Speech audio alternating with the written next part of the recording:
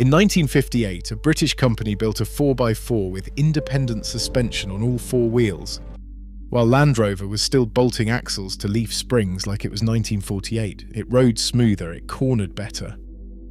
On paper, it was simply the more advanced machine. You've probably never heard of it. That's not an accident. Barely 21,000 of them were ever built. In comparison, Land Rover built over 2 million. The better 4x4 didn't become a legend or even a footnote most people recognise. It quietly vanished. While the cruder leaf-sprung farm truck it competed against became one of the most valuable classics in Britain. So how does the more advanced vehicle lose? Not to a better product, but to something it out-engineered on paper. And how did it then disappear so completely that most car enthusiasts alive today have never even heard its name? That's the Austin Gypsy. And it's a very British kind of failure. To understand it, you have to go back before the Gypsy even existed. Because this wasn't Austin's first attempt at beating Land Rover at its own game, it was the second. And the first attempt is the reason nobody quite trusted the second one. That first attempt had a code name that sounds like a bad omen even now. The Nuffield Mudlark.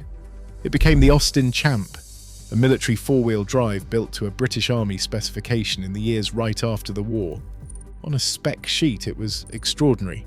A Rolls-Royce engine, independent suspension using tractor joints, a design borrowed from front-wheel drive race cars. A 24-volt electrical system with its own high-capacity generator powerful enough to run a field radio straight off the vehicle. This was a genuinely serious piece of engineering built by people who clearly knew what they were doing. In a muddy field with the right crew and the right spare parts, it was brilliant. In a normal workshop with a normal mechanic and a normal budget, it was a nightmare. Expensive to build, complicated to fix, the kind of vehicle where something breaks and you need 3 different specialist tools and a favour from someone in Coventry to get it running again. The army bought some because the army has people whose entire job is fixing complicated things. Civilians bought almost none because civilians generally have jobs that involve, doing something other than fixing their vehicle. If there's a lesson buried in the Champ, it's that clever engineering and useful engineering are not the same thing. And Austin, for reasons that will become entirely clear, needed to learn that lesson twice. Because a decade later, in February 1958, they tried again. And this time, the target wasn't some abstract military requirement, it was a specific, extremely successful rival. The Land Rover Series 2 had spent 10 years proving there was serious, sustained money in agricultural and export four-wheel drives, and Austin wanted a share of it. After the Champ, you would think the obvious move was to play it safe, build something dull, something a farmer could fix with a hammer and a bad mood, exactly the way Rover had. They didn't do that. They just got quieter about being clever. The new vehicle was announced on the 28th of February 1958, and on the surface it looked sensible enough. A rounded steel box section chassis, an all-steel body, a 90-inch wheelbase to start. Power came from a 2,199 cubic centimetre four-cylinder petrol engine borrowed straight from the Austin A70, a genuinely tough unit that had first been designed just before the war and would go on being used in various forms right into the 1970s. There was also a 2,178 cubic centimetre diesel option available from day one, the same engine family that would go on to become a familiar sound on the streets of London, quietly powering the capital's black cabs for years afterward. Land Rover had not even offered a diesel until the year before. Austin had done its homework. And then there was the suspension. This is where the story actually gets interesting and where a man named Alex Moulton walks onto the stage. Moulton had joined the family rubber business Spencer Moulton back in 1945, and he had spent years since then convinced that steel springs were, in his own words more or less, a crude and outdated way of doing things. He believed the future belonged to rubber. This was not some fringe theory he would never get to prove either. Moulton would go on to design the suspension that gave the original Mini its famous go-kart handling in 1959, and later the floating hydroelastic ride in the Austin 1100. But before any of that, Austin let him loose on the Gypsy. His system was called Flexitor. Fully independent suspension on all four wheels using trailing arms that twisted a pre-compressed rubber cylinder instead of squashing a metal spring. No metal-on-metal friction anywhere in the system. No lubrication needed ever. A natural self-damping effect, meaning the suspension absorbed its own movement instead of needing a separate set of dampers to calm it down. On paper, and more importantly on a test track, this was genuinely sophisticated engineering, years ahead of a Land Rover's solid axles and leaf springs. And here's the part that should stop you in your tracks for a second. It actually worked.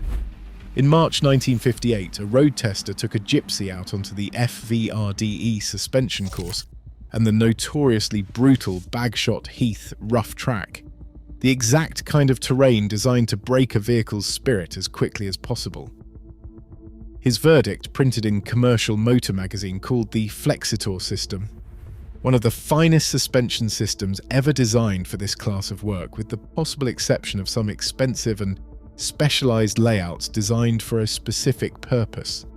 Read that again. Finest ever designed, not decent, not promising.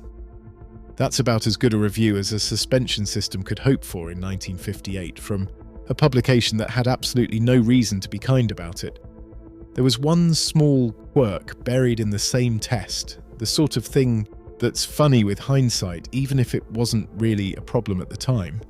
Because the trailing arms sat at an angle, the caster angle at the front wheels swung wildly between bull bump and full rebound, something like 17 degrees one way to 10 degrees the other. The tester noted it didn't seem to actually affect the steering much in practice, which is a very British way of saying we noticed something slightly alarming on the spec sheet and decided not to make a fuss about it. For a genuine moment there, gliding over rutted ground that would have rattled a Land Rover's doors clean off their hinges, doors you also had to pay extra for on a Land Rover, so at least the two companies agreed on something. The Gypsy felt like the future had turned up a decade early, uninvited and rather pleased with itself. Then it left the gentle test tracks of the English Midlands. And rubber, as it turns out, has very strong opinions about extreme weather. BMC's own people found this out the hard way, testing Gypsies for the Australian market. Their internal account from someone who was actually there is refreshingly blunt about it. The front suspension trailing arm and the many universal joints in the system were, in their exact words, plagued with problems. In extreme heat, the pre-compressed rubber softened and lost its precision. In extreme cold, the same rubber turned brittle and started cracking. A material that had been engineered to twist and flex perfectly at English ambient temperatures did not appreciate being baked across the outback in summer and then, depending where you were operating, frozen solid come winter. It let everyone know exactly how it felt about that arrangement, repeatedly, expensively. There was a second flaw hiding inside the same clever idea, and this one had nothing to do with weather at all. Independent suspension on all four wheels meant that on genuinely broken, furrowed ground, two wheels on the same axle could lift into the air at exactly the same moment, something a solid, old-fashioned axle physically cannot do. A Land Rover's crude beam axle kept weight transferred diagonally across the vehicle even when the terrain got difficult, which meant traction stayed with it even when things looked ugly. The Gypsy's sophisticated system could, in exactly the wrong conditions, simply run out of ideas and bottom out where a primitive Land Rover would keep quietly crawling forward. The very feature that made the Gypsy glide through a Warwickshire field could make it worse than its inferior rival in the actual terrain it was built to conquer. So Austin did what any sensible company does when its clever idea keeps getting outsmarted by mud. It started quietly walking the idea back. By 1962, leaf springs became available as an option on the Gypsy, the exact same leaf springs Austin had built an entire independent suspension system specifically to make obsolete. By the time the Series 4 arrived in 1963, and yes, there was no Series 3, nobody seems entirely sure why, most of the genuine reliability issues had actually been fixed. BMC's own Australian team put it in writing, and it's worth hearing their exact phrasing one more time because it's the whole story in a sentence. The later model, they said, was comparable if not superior to the Land Rover. And then immediately after, the sentence that tells you everything about how this actually ends. But alas, it was too late. Sales were not interested. Fixed the engineering, lost the argument anyway, because the thing that actually killed the Gypsy in the marketplace was never really about rubber at all. While all this was happening, the Gypsy wasn't some tiny, obscure niche product either, which makes the ending even stranger. It was built and assembled across a genuinely global footprint. Complete knockdown kits went out to New Zealand and to a factory in Bogota, Colombia. In Sydney, Australia, it was assembled at a Victoria Park plant sitting directly across the road from the assembly line building Roots Group and Chrysler products, close enough that workers from rival companies were presumably having lunch together and not talking about work. Over its production run, Austin and its dealers eventually offered 25 official variants of the thing: pickups, hardtops, personnel carriers, even a proper fire engine complete with a Godiva pump supplied new to Cornwall County Council. This wasn't a failed prototype gathering dust in a corner of Longbridge. It was a real, working, internationally distributed product line that genuinely tried to be everything a Land Rover could be. And here's the detail with the most quietly savage irony in the entire story, the one that explains more about why buyers stayed loyal than any suspension system ever could. Land Rover built its body from aircraft-grade aluminium back in 1948 because Britain genuinely had no steel to spare. It wasn't a design choice born of vision. It was a shortage, plain and simple. A decade later, with rationing long gone and steel freely available again, Austin built the Gypsy's entire body out of steel, which rusted, in a market where the single biggest, most repeated, most mythologized advantage of its rival was a panel that famously didn't. So picture exactly where that leaves Austin by the mid-1960s. A 4x4 that rode more smoothly, handled rough terrain with more composure, and had, by the Series 4, genuinely sorted out its early reliability headaches. Still losing and losing badly to a machine with a bumpier ride, cruder suspension, and a body that would eventually rust through in all the usual places too, if we're honest, but had already built a decade-long reputation for being unkillable. The Gypsy, weighed down first by the Champ's reputation before it even existed, and then by its own early teething problems once it did, never got the chance to build that same trust. Buyers weren't really comparing suspension systems on a chart. They were choosing the vehicle they already believed wouldn't leave them stranded halfway across a field in the rain. Austin had spent its credibility on the Champ before it ever got the chance to spend it properly on the Gypsy. But even that isn't quite what finally ended it. And this is the part that would be genuinely funny if it weren't so exactly precisely British.